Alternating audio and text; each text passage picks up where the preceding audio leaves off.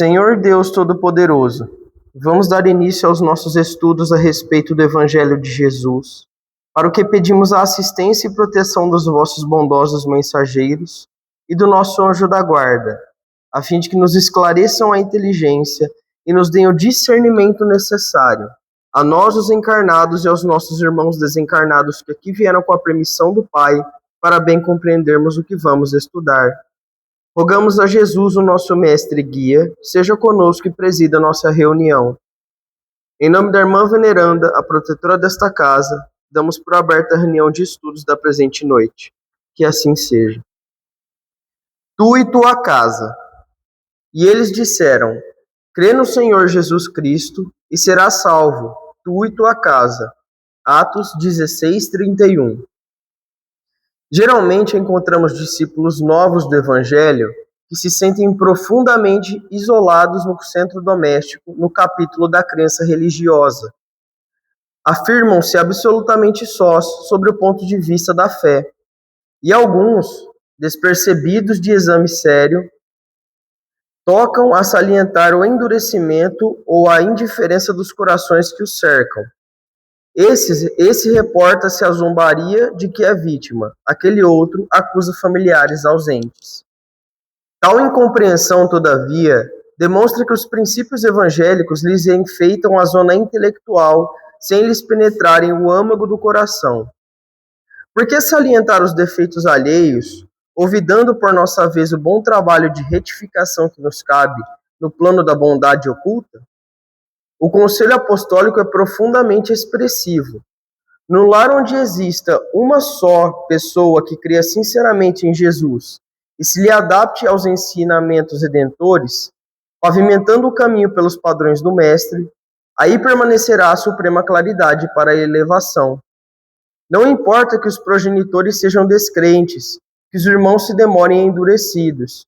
Nem interessa a ironia, a discussão áspera ou a observação ingrata.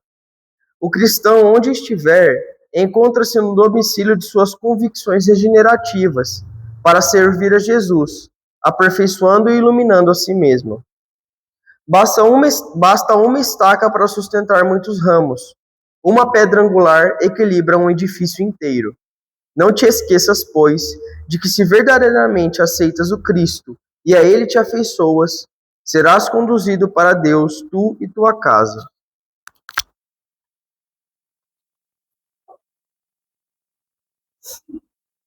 Pai nosso que estais no céu, santificado seja o vosso nome, Senhor. E venha a nós o vosso reino, e seja feita a vossa vontade, assim na terra como no céu. O pão nosso de cada dia nos dai hoje, Senhor. Perdoai as nossas ofensas, assim como nós perdoamos aos que nos têm ofendido. E não nos deixeis que entremos em tentações. Livrai-nos, Pai, de todo o mal, porque seu é o reino, o poder e a glória para sempre. Amém. Espíritos esclarecidos e benevolentes, bondosos mensageiros de Deus, que tendes por missão assistir aos homens e conduzi-los pelo bom caminho, sustentai-me nas provas desta vida.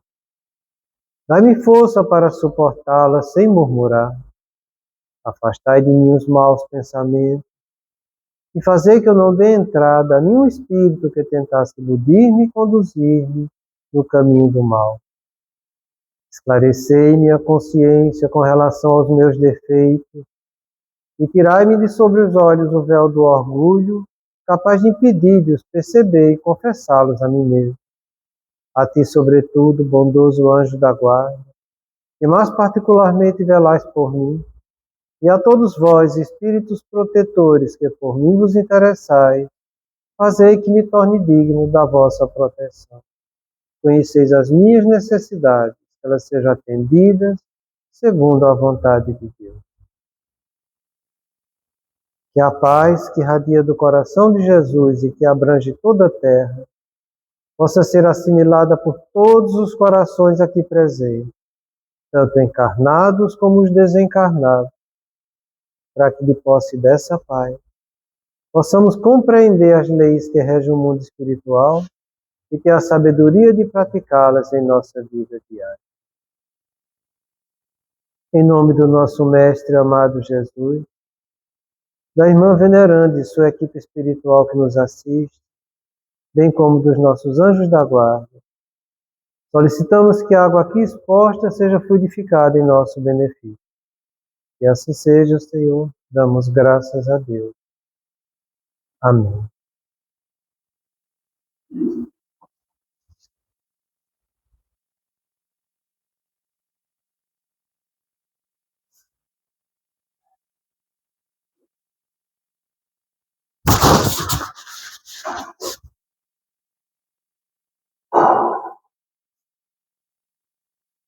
Boa noite, Senhor. Nós estamos analisando como as tramas das sombras chegam até nós. E estamos realçando que, no fundo, eles não criam nada em nós, mas aproveitam as nossas falhas para nos estimular no caminho da nossa perdição. E a gente está vendo, como está no livro Trilhas da Libertação, o planejamento dela depois que o irmão Gregório foi recolhido, trabalhando nos 4 cantos da terra as 4 legítimas verdades. Verdades essas que foram analisadas pela espiritualidade da sombra, vendo as falhas humanas. E 4 foram as grandes falhas que todos nós temos comprometimento: sexo, narcisismo, poder e dinheiro.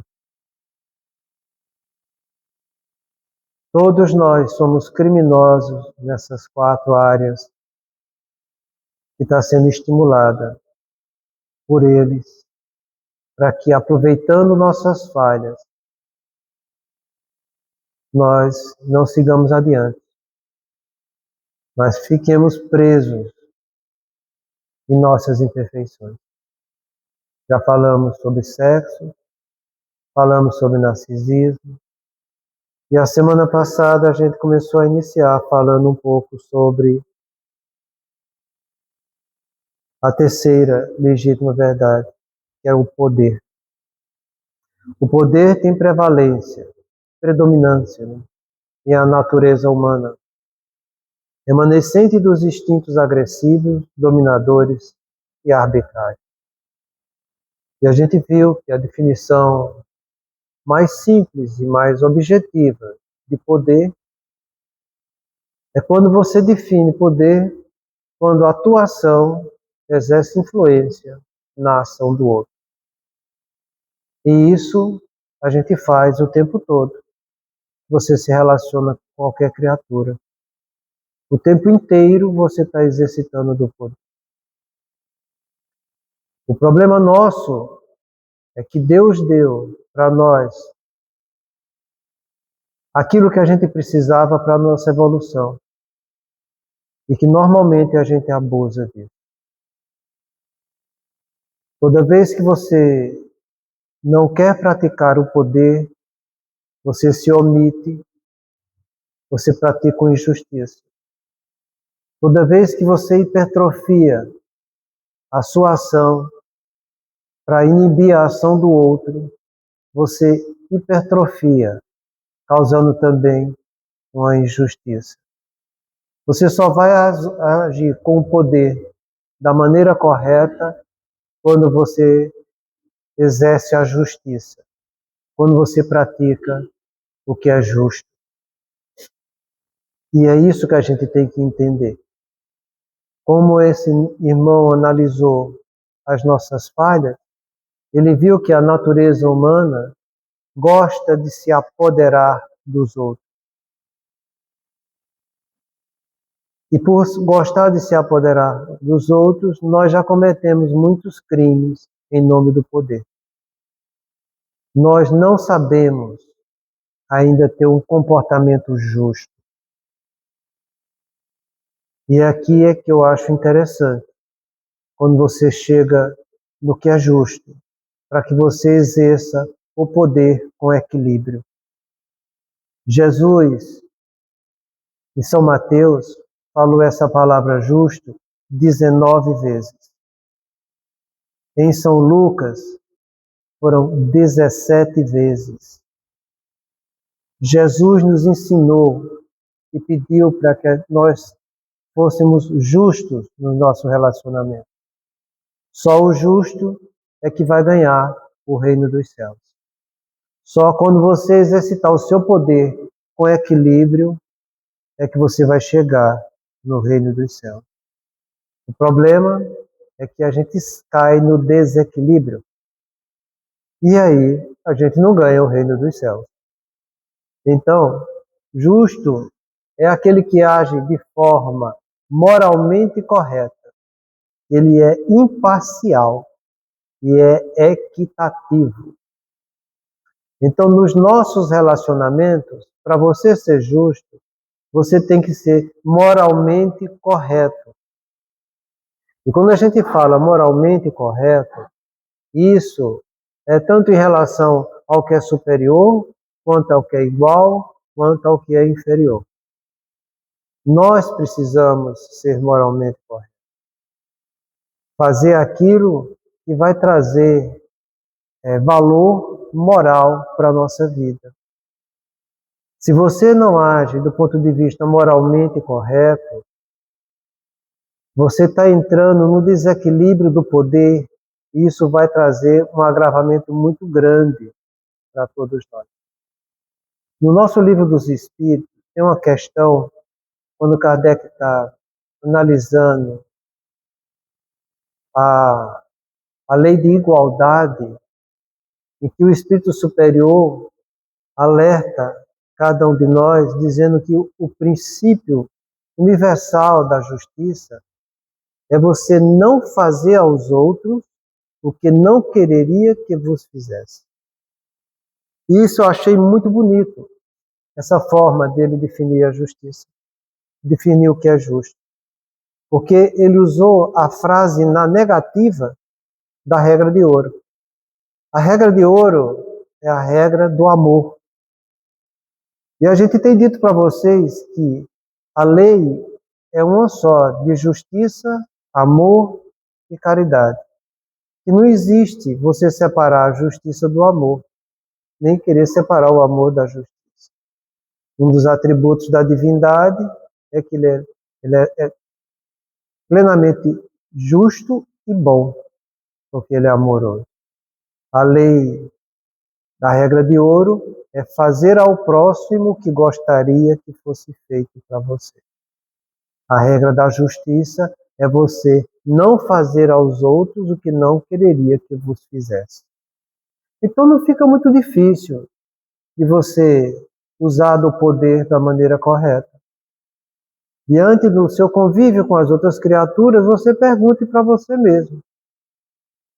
Se você não está fazendo para ele aquilo que não quereria que fosse feito para você.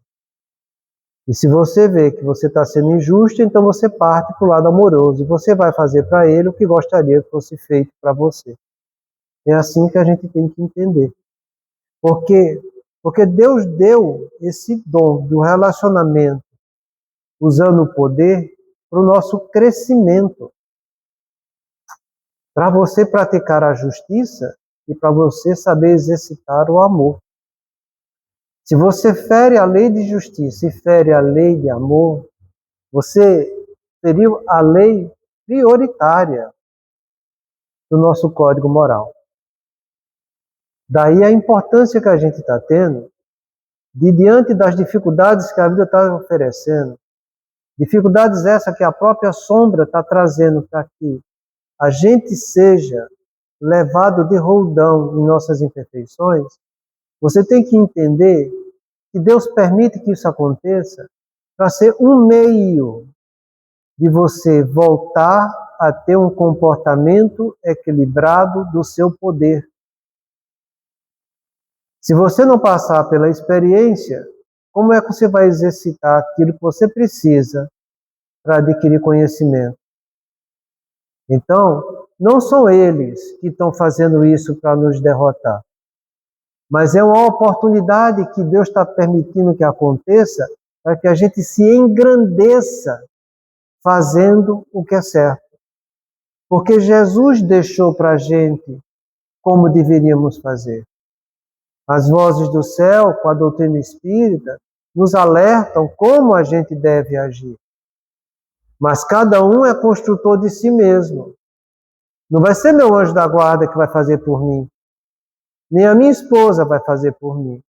Nem meus pais, nem meus filhos. Sou eu que tenho que fazer por mim mesmo. E vou precisar passar pela experiência para tomar a decisão correta de praticar a justiça, de ser uma pessoa justa. Eu vejo isso aí é interessante, porque uma coisa é a justiça do ponto de vista religioso, do ponto de vista filosófico também, e a direção é a mesma, é a prática do que é justo, tanto do ponto de vista religioso, tanto do ponto de vista filosófico. Mas eu vejo as pessoas se comprometendo no que é filosófico e religioso, porque elas se deixam levar pela justiça humana, das instituições do homem, e na verdade não praticam nada a justiça. Elas não visam aquilo que é justo. Infelizmente, pode até estar no papel o que deve ser feito, mas na prática não é o que se realiza. E em nome das injustiças que os próprios órgãos de justiça cometem, eu vejo as pessoas também querendo praticar injustiças. E isso é um grande mal que a gente está fazendo. Porque eu não tenho que me comparar pelo que é pior, mas eu preciso me avaliar pelo que é melhor, para que eu, sabendo o que é melhor, eu possa trabalhar nessa direção. Então, se os outros cometem injustiça, se você fica indignado com as coisas que acontecem, porque eu fico, mas entenda, esse movimento de indignação com as injustiças que a gente vê, com os abusos de poderes que estão acontecendo, é um motivo para você praticar a dignação, e não para você se juntar com eles também praticando o que traz indignidade para a criatura. Entenda? Então, o seu ponto de vista tem que estar olhando para o caminho correto, para o que é moralmente certo realizar, agindo de uma forma totalmente, como a gente diz, imparcial, e de uma forma equitativa, ajudando a todos de uma maneira a mais correta possível. Nós vamos ter o desejo de praticar injustiças? Lógico que vamos. Temos falhas nisso aí, e falhas imensas. Mas é justamente por isso que a gente precisa se corrigir. E em cima dos nossos desejos, a gente tem a hombridade de praticar os deveres que estão ao nosso alcance. Porque o que vale nessa vida são os deveres que eu pratico, e não os desejos que eu estou realizando. Os desejos diz respeito à minha natureza íntima, àquilo que eu sou. Se eu realizo só aquilo que eu sou na minha natureza íntima, eu não vou ter progresso nenhum. Eu estou apenas ratificando aquilo que eu sou.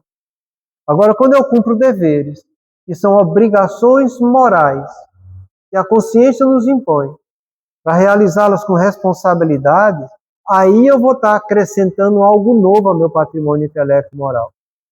Porque a definição de dever é isso, obrigações morais. É você fazer, como eu estou dizendo aqui, o que é justo, o que é moralmente correto. Entende? Agindo com imparcialidade e com equidade. Então, é uma oportunidade que nós estamos tendo aqui de tomar decisões melhores em nossas vidas. Que a gente entenda que nós estamos aqui na Terra não para ficar de férias, nem ficar querendo viver do que é bom na vida. Não, nós não estamos aqui para isso. Nós estamos aqui entendendo que o nosso espírito precisa realizar algo de melhor com essa personalidade que nós estamos tendo nessa vida humana. Só assim a gente vai sair dessa encarnação melhor. A nossa tendência instintiva de todos nós é ser dominadores. É por isso que a gente vê o marido querendo dominar a mulher, ou a mulher querendo dominar o marido. Isso é obsessão de encarnado para encarnado. O que é obsessão? Não são espíritos querendo se apoderarem dos outros? É o abuso do poder. Todo movimento obsessivo é um abuso do poder que está sendo exercitado. É quando a ação de um espírito exerce efeito na ação do outro. E quando você quer dominar, você quer que o outro seja aquele seu capacho, que ele faça aquilo que você acha que deve. A gente já estudou bastante isso. Que no nosso relacionamento horizontal, entre marido e mulher, entre irmãos, entre amigos, entre familiares de uma maneira geral, é um relacionamento horizontal, onde o nosso poder, para ser exercitado com equilíbrio e com justiça, é você apenas sugerir aquilo que você tem para dizer. Jamais querer impor ou dominar o outro. Então, isso mostra que esses irmãos, quando instituíram essa influenciação na Terra, eles sabiam o que estavam fazendo. E nós sabíamos disso também quando encarnamos.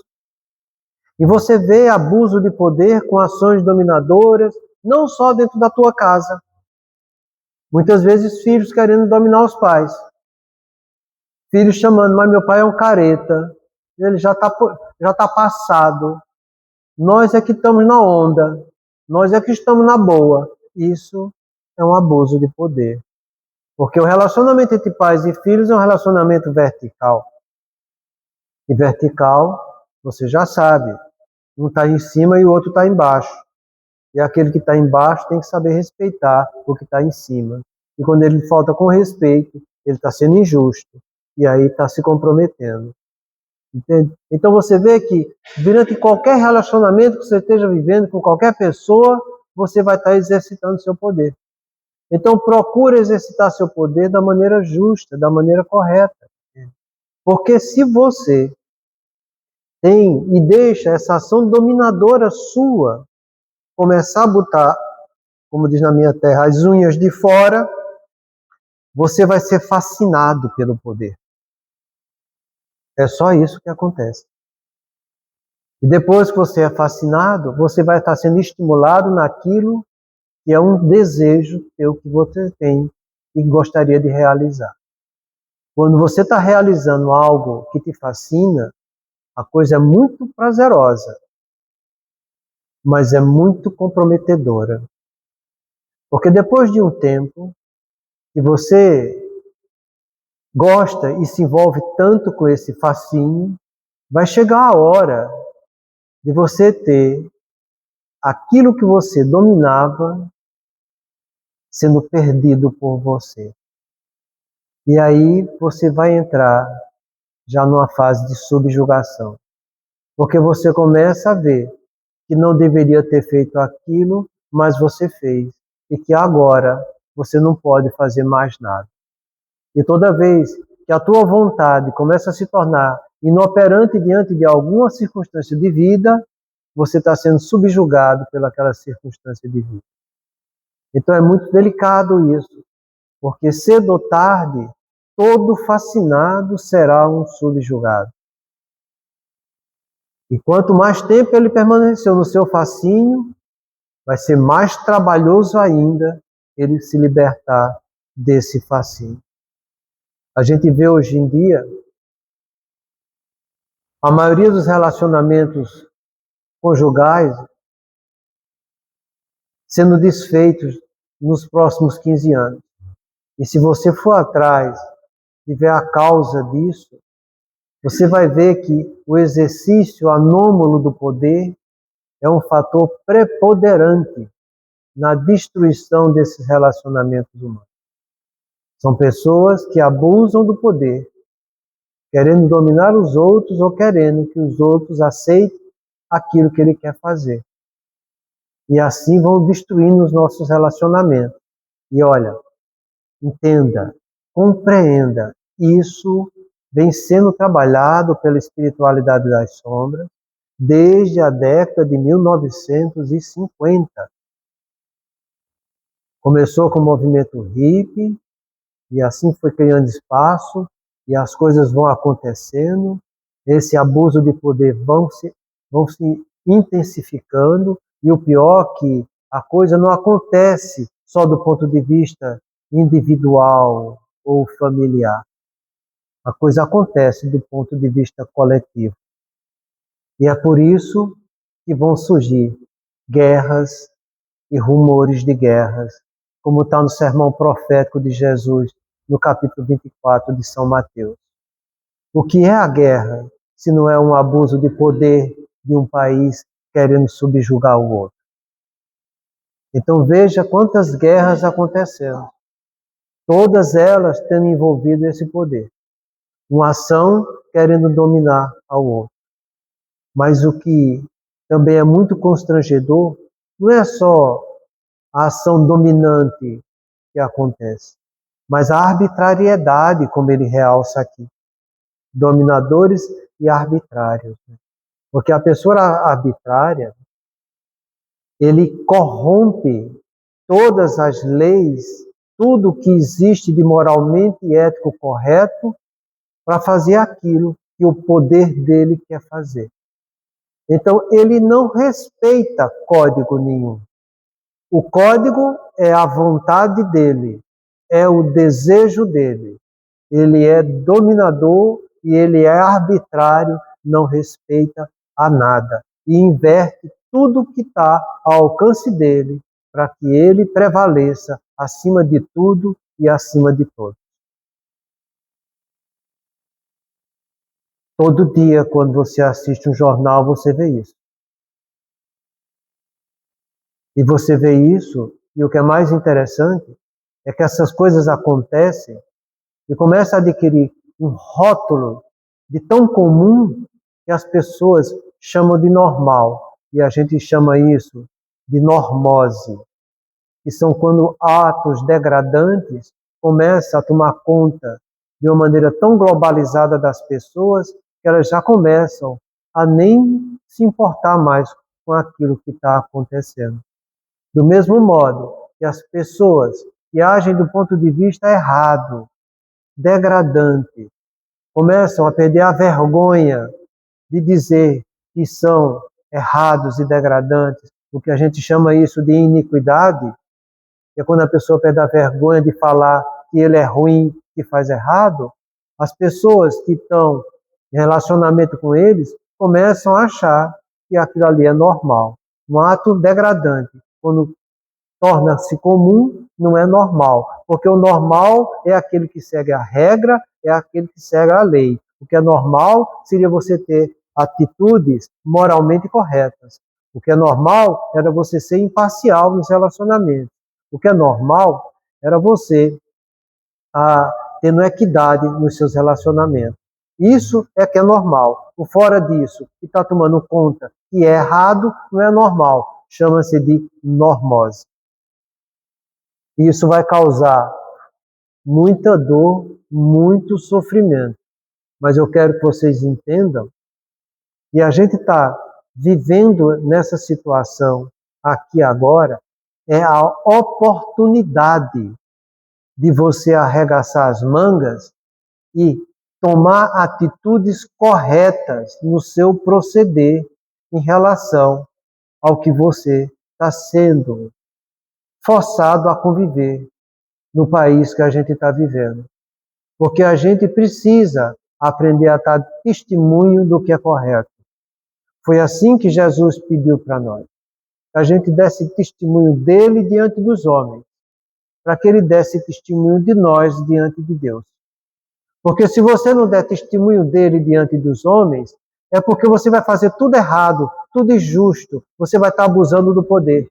Ou vai estar sendo omisso, evitando de se comprometer, entre aspas, ou vai estar ao lado daqueles que também estão errados, praticando desonestidade, injustiça, abusando do seu poder.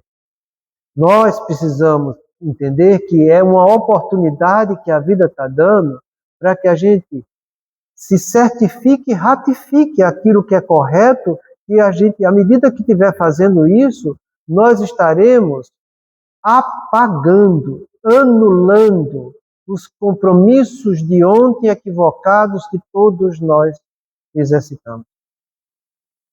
Do mesmo modo que esse irmão falou, que todos nós temos nas nossas vidas passadas comprometimentos no poder, entenda, se eu sei que eu tenho isso, e se eu sei que eu começo a fazer correto hoje, eu começo a entrar no que a gente chama da lei da harmonização.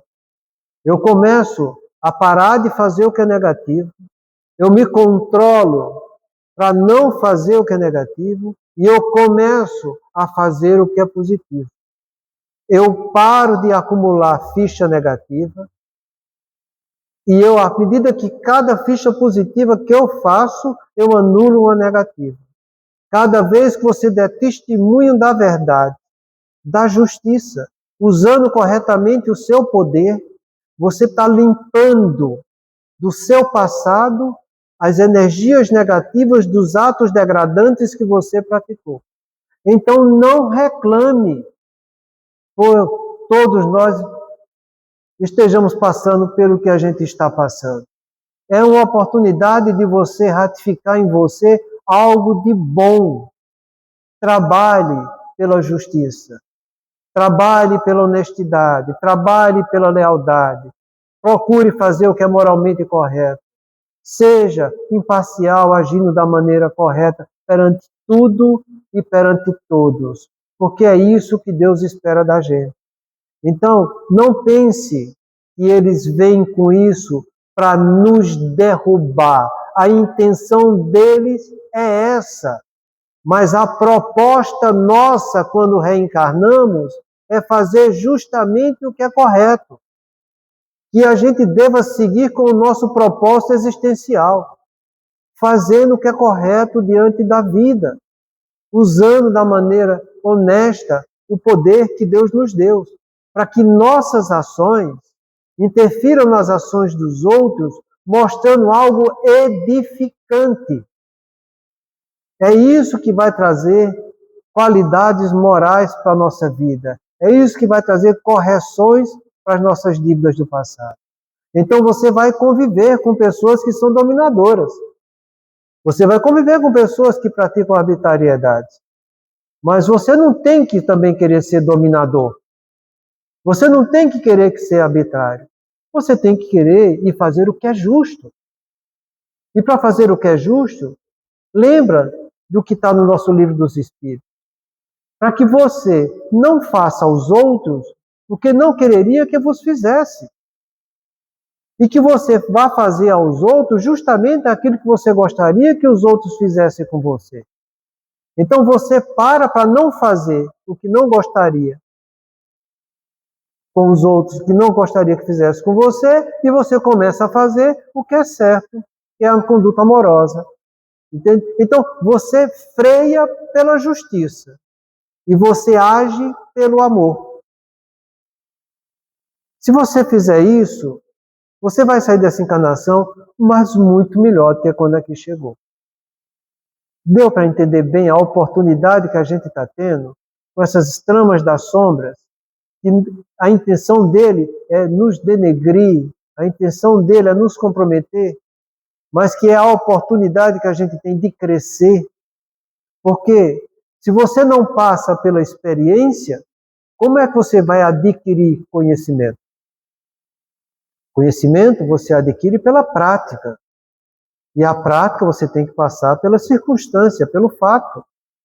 A gente precisa passar isso, para que você tome condutas corretas. Só assim a gente vai crescer. E lembra do que é conhecimento? A definição? São crenças verdadeiras, justificadas pela lógica e exemplificadas pela prática. Você só adquire conhecimento quando você consolida com a prática. Então agradeça a Deus a oportunidade que a gente está tendo de ter uma prática mais edificante pelas circunstâncias dificultosas que a gente está passando.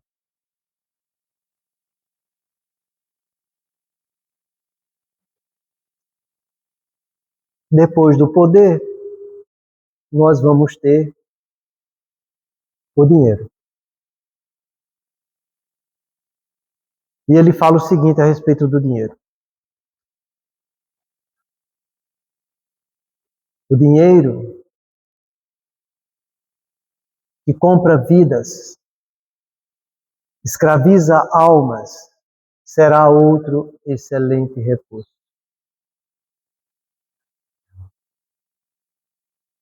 Olha, existe algumas situações na vida da gente e que se tornam tão correntes que a gente fica impactado com a coisa. Eu lido muito com a natureza humana pela profissão que abracei, que amo de paixão. A gente encontra nos nossos consultórios muitos transtornos de ansiedade, de estresse e depressivo. E que a grande causa é na vida presente. São poucos os casos que a gente sabe que é de vidas passadas. Do ponto de vista espiritual, dentro da casa espírita, no atendimento fraterno, a gente costuma separar os transtornos depressivos de causa difusa e de causa localizada. Os transtornos depressivos de causa difusa, eles acontecem sem um fator desencadeante. Eu atendi uma paciente hoje que foi muito bonito aquele atendimento dessa criatura. E ela chegou para mim e disse: doutor, por onde eu começo? Eu digo: começa do começo. Ela tem 32 anos. Ela fez: então meu começo é com 9 anos, vai demorar. Eu digo: então comece, senão vai demorar mais ainda. E ela começou a dizer que com 9 anos ela começou a sentir solidão, vazio, uma tristeza profunda, e que ela se escondia debaixo da cama para chorar. E ficava chorando lá. E isso foi se intensificando aos poucos. Com 12 anos, a coisa piorou. O pai dela é pastor. Desse pastor ortodoxo, sabe? Que não corta cabelo, que não usa brinco, não passa batom, não usa calça, saia no calcanhar, desse pastor ortodoxo. E ela nunca aceitou. Com 14 anos, ela sentindo essas crises que foram aumentando, e não tendo em casa apoio da família, ela arrumou um companheiro e casou. Com 16 anos, engravidou, começou a apanhar, porque o marido era um carrasco para ela. Até que ela cansou de apanhar, as coisas foram se intensificando. Com 26 anos, ela não aguentou mais, entrou em quadro depressivo grave, chegou a ter uma dissociação com despersonalização, e isso foi o terror da vida dela, e você não queira saber o que é isso. Você sabe o que é você olhar para o espelho e ver sua personalidade se desfazer? O seu eu se fragmentar? É uma sensação muito desagradável. Então ela viu que estava à beira de enlouquecer, se separou. Se o pai já não dava apoio, agora é que não deu apoio mesmo. E ela foi trabalhar. E está sustentando a filha. E está indo bem. Até que ela conheceu um rapaz, e começou a se envolver, e começou a ter dúvida dela com ela mesma, e começou a entrar em quadro depressivo novamente. Foi quando ela me procurou. Entenda que as doenças psiquiátricas, elas são dimensionais. Ela tem uma história de um comportamento distímico na infância que é de causa difusa. Ela já nasce com esse problema espiritual que vem junto com ela. As circunstâncias de vida vão se intensificando e ela vai aprofundando esse quadro distímico e transtornos depressivos. Em que ela insistiu no quadro depressivo, chegou ao ponto de ter um transtorno dissociativo com a despersonalização.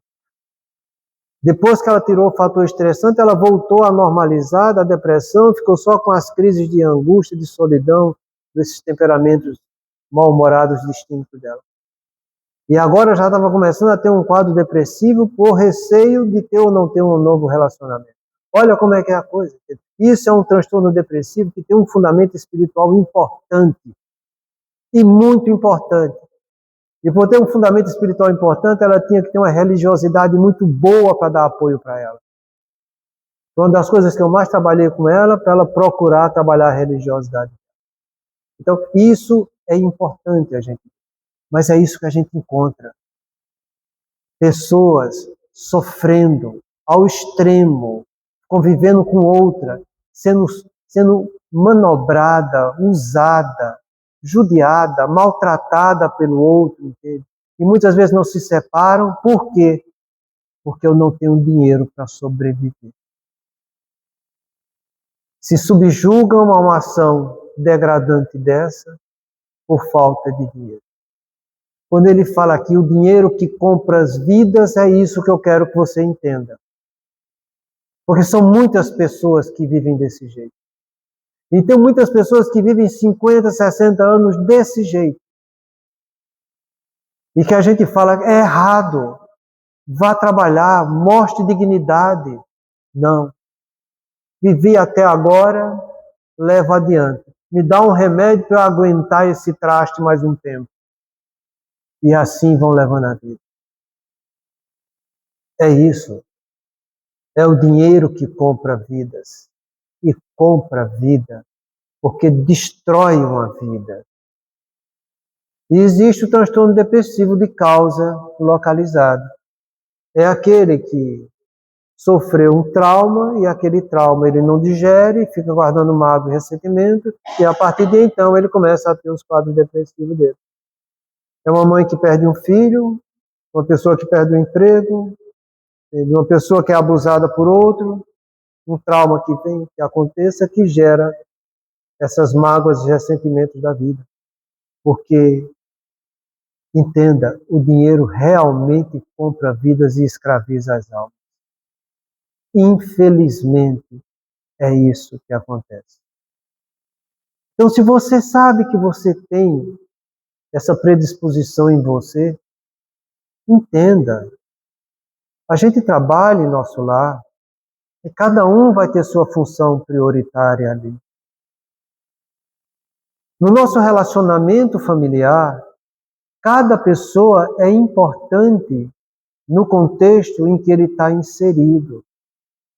Se tem um que trabalha para ganhar dinheiro, o dinheiro é para a família, não é para esse um que está trabalhando.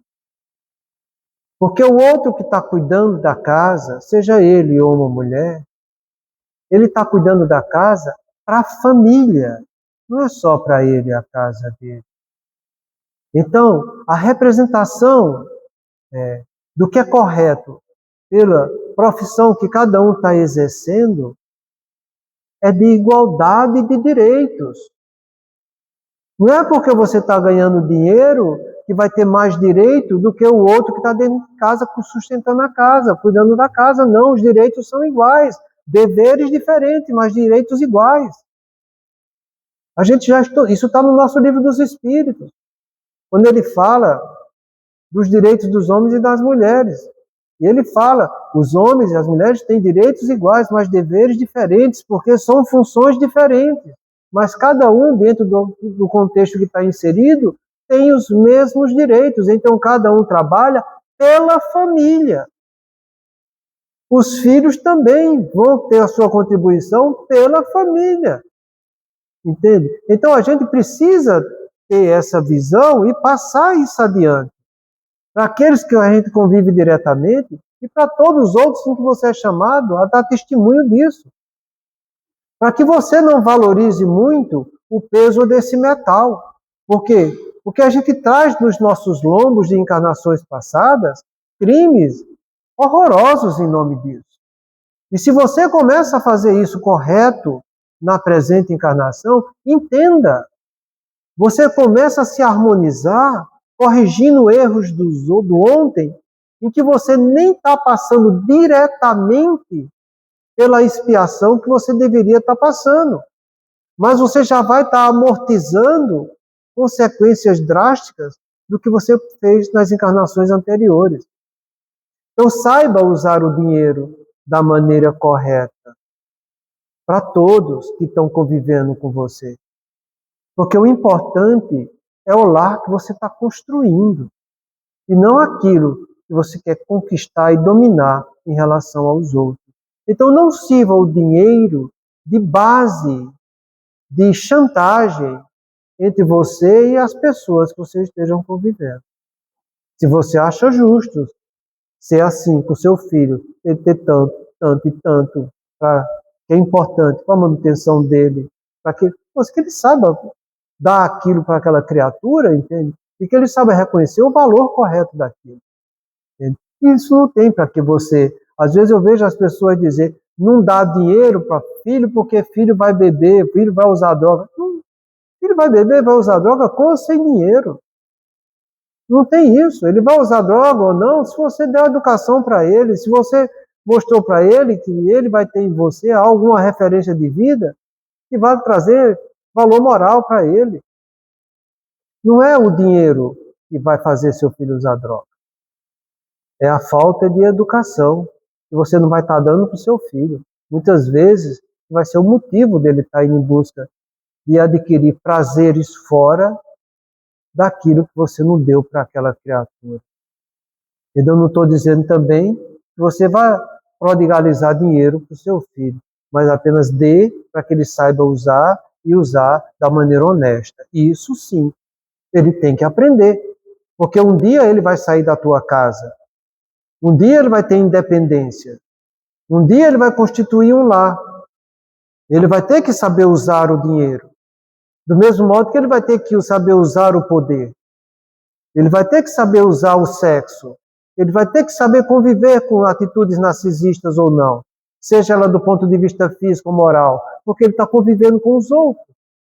Então, que nossos filhos e que nós saibamos conviver com pessoas que têm esses problemas, porque esses problemas nós também temos, mas queremos agir de uma maneira mais correta nessa vida. E é isso que Deus espera da gente. E é isso que nosso anjo da guarda espera da gente. Que a gente saiba, diante das circunstâncias da vida, expiatórias ou provacionais, ou mesmo diante de missões, agir da maneira correta, agir da maneira moralmente correta, agir de uma maneira imparcial, agir de uma maneira equitativa, sabendo utilizar o que a vida nos dá para que você possa trabalhar qualidades espirituais, porque a gente precisa entender que nós somos espíritos imortais, passando por experiências humanas. Nós somos filhos de Deus e não filhos do mundo. Nós somos aprendizes com a vida, nós não somos senhores de ninguém aqui, nós não somos mestres de nada. O único mestre que a gente tem é Jesus. Somos todos aprendizes. Então, se você tem esse comportamento com você, e você é um espírito mortal, filho de Deus, aprendiz com a vida, você vai ensinar para os seus filhos. Eles também são espíritos imortais. São filhos de Deus e aprendizes da vida. Eles precisam, diante das circunstâncias de vida, trabalhar qualidades moralmente corretas. Porque só assim eles vão sair dessa encarnação melhor do que quando aqui chegaram. Caso contrário, você vai ver seu filho depois, ou sua filha, depois quando você desencarnar, ela sendo escrava de alguém por aí, porque esse alguém por aí comprou a vida do teu filho ou da tua filha com dinheiro. e teu filho ou tua filha não está usando do poder, sendo subserviente diante da vida, se sujeitando a migalhas de alguém que está dominando ele.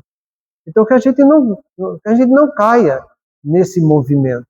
Entenda que as oportunidades que Deus nos dá é que a gente deve trabalhar qualidades espirituais, moralmente corretas, para se tornar espíritos mais depurados. À medida que eu faço o que é certo, eu depuro aquilo de errado que eu fiz. E é assim que a gente vai crescendo na vida. Então, essas tramas das sombras não vêm para nos escravizar, mas elas vêm como uma oportunidade que Deus está dando para que você se reestruture no caminho do bem, para que você se depure dos atos equivocados ou errados que você praticou hoje. Porque de uma maneira bastante pueril, esse nosso irmão Lang, ele conclui depois que fala dessas 4 legítimas verdades, dizendo o seguinte: quem poderá resistir a essas 4 legítimas verdades? Interrogou. Certamente aquele que vencer uma ou mais de uma, tombará na outra, ou em várias ao mesmo tempo.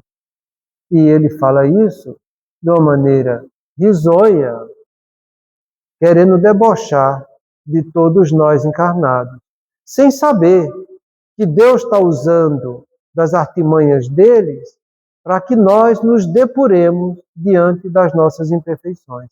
Analisa o polo positivo e não se deixe envolver pelo que é negativo.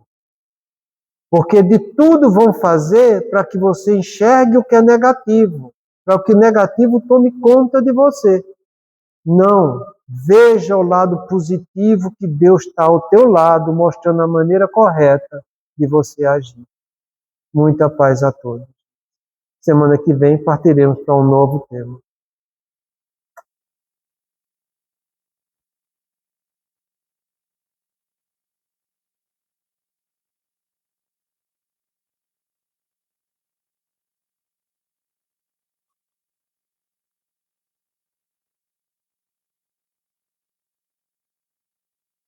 Façamos essa prece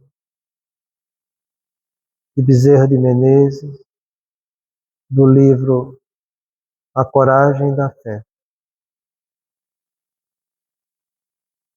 Filhos, perseverai no testemunho da fé espírita que abraçaste ante a revivescência do Evangelho do Senhor. Não recueis ante as provas que vos são necessárias ao burilamento. Sustentai a coragem na luta, conscientes de que toda conquista no domínio do Espírito reclama esforço e sacrifícios continuados. Ninguém ascende aos cimos de passo preso à retaguarda. A doutrina espírita liberta o pensamento. No entanto, aquele que procura superar o comodismo intelectual dos séculos sempre encontrará oposição. É natural, pois, que as trevas conspirem contra os vossos anseios de elevação. Os espíritos, quer encarnados, quer desencarnados, habituados às mesmices em que vivem, haverão de pelejar para vos desalentar em vossos novos propósitos da existência. Muitos vos tentarão com o imediatismo dos prazeres mundanos e com as facilidades materiais do caminho. Outros urdirão sofismas, com o intento de vos afastar dos objetivos superiores que concentrastes na necessidade de renovação íntima. Sem que percais de vista a trajetória do Cristo, não ouvideis que a obra da redenção humana diz respeito a cada espírito em particular. A hora do testemunho é uma hora solitária. Em torno há pulpos e injúrias, hostilidades e incompreensão.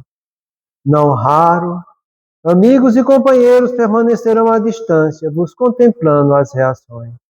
Convosco não tereis por escora a áspera subida, outra que não seja a cruz dos vossos pesar nos ombros. Quase ninguém vos verá o pranto, que se vos escorre na face, confundindo-se com o suor derramado no cumprimento do dever.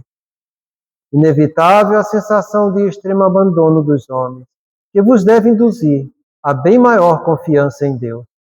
Filhos, não permuteis o que é eterno pelo que é transitório.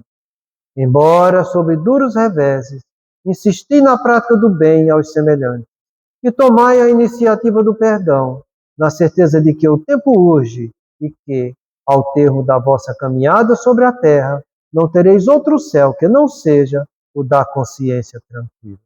Muita paz a todos.